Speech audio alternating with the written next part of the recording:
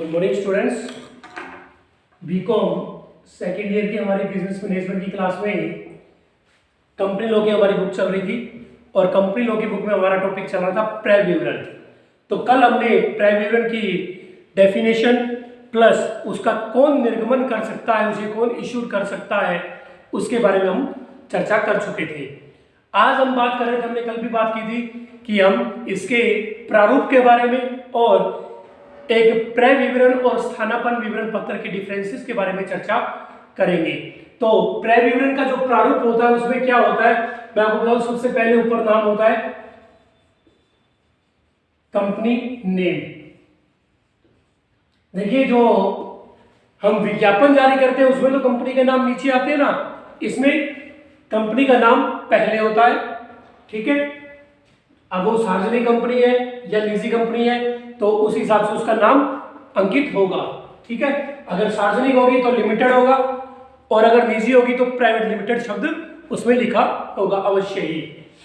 तो सबसे पहले ये नाम होगा, उसके बाद कंपनी की, ये कब जारी किया जाता है, ये कंपनी के निर्माण के समय बस एक बार ही जारी होता है एज ए विज्ञापन के रूप में, बार बार इसे जारी नहीं करना पड़ता है कंपनी को। ऑथराइज्ड कैपिटल होती है इसमें, सब्सक्राइब कैपिटल होती है, इसमें सब अंकित होती है। इश्यूड कैपिटल होती है, यानी कंपनी कितने रुपए के शेयर्स जारी करना चाहती है। ठीक है, कंपनी के जो भी संचालक होते हैं उनका नाम, संचालकों का नाम होता है इसमें। ठीक है, प्लस उसके बाद कंपनी का जो प्रमोटर होता है, प्रमोटर का नाम, फिर कंपनी के जो मेंबर है स्टार्टिंग के उनका नाम, एड्रेस। ठीक है, संचालका को जो कोऑर्डिनेशन करते हैं उनका, प्रमोटर का नाम, एड्रेस वगैरह, मेंबर्स का नाम, प्लस इनके सिग्नेचर भी यही होते हैं, सिग्नेचर भी होते हैं इनके। ठीक है, उसके बाद कंपनी जो शेयर्स जारी कर रही है, ऋण पत्र जारी कर रही है स्टार्टिंग में, जैसे 10 रुपए वाले 1000 शेयर्स, इक्विटी शेयर्स।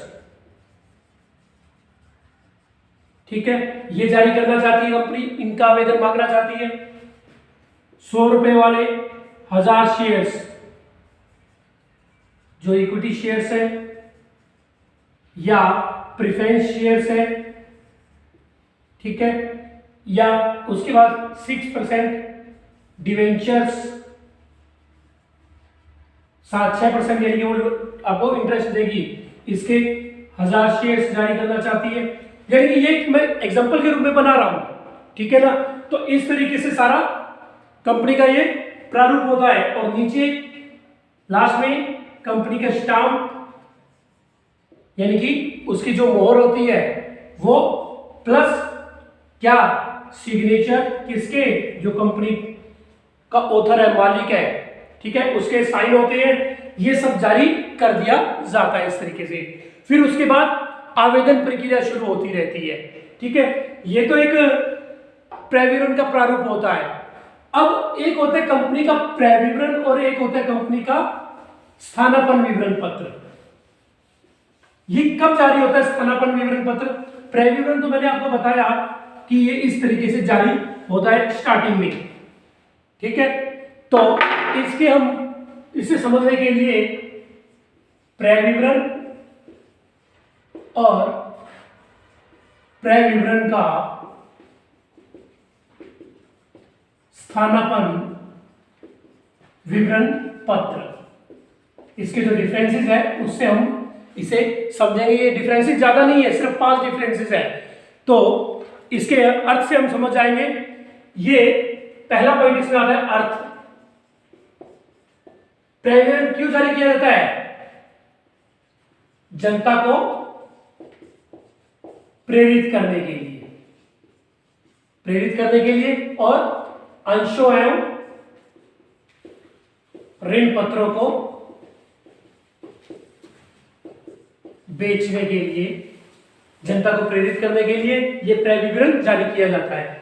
और क्रय विवरण का जो स्थानापन्न विवरण पत्र है वो कब जारी होता है? क्रय विवरण के अभाव में, यानी कि ये अगर कंपनी जारी नहीं कर रही तो इसके अभाव में कंपनी अपना स्थानापन्न विवरण पत्र जारी कर देती है।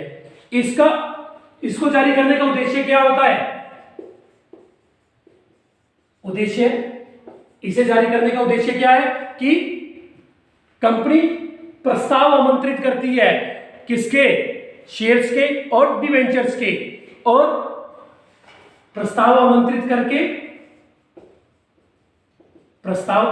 करके पूंजी एकत्रित करती है। ठीक है, और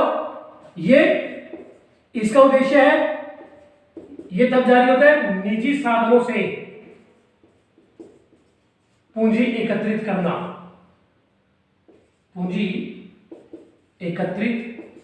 ये इसका उद्देश्य है।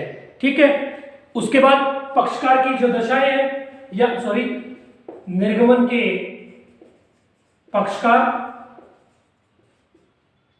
या दशाएं हम लिख दें। तो कल हमने बात की थी प्रस्ताव का और इसका क्रय विवरण का निर्गमन पत्र। निर्गमन कौन कर सकता है? तो वो सारी इसकी दशाएं हैं। कौन सी? एक समामेलित कंपनी इसका निर्गमन कर सकती है। ठीक है, कंपनी का कोई भी सदस्य इसका निर्गमन कर सकता है, यहां तक कि प्रवर्तक भी इसका निर्गमन कर सकता है, आरबीआई का मर्चेंट अधिकारी भी इसका निर्गमन कर सकता है। तो ये सारी बातें इसमें आएंगी। ठीक है, और इसमें एक सार्वजनिक कंपनी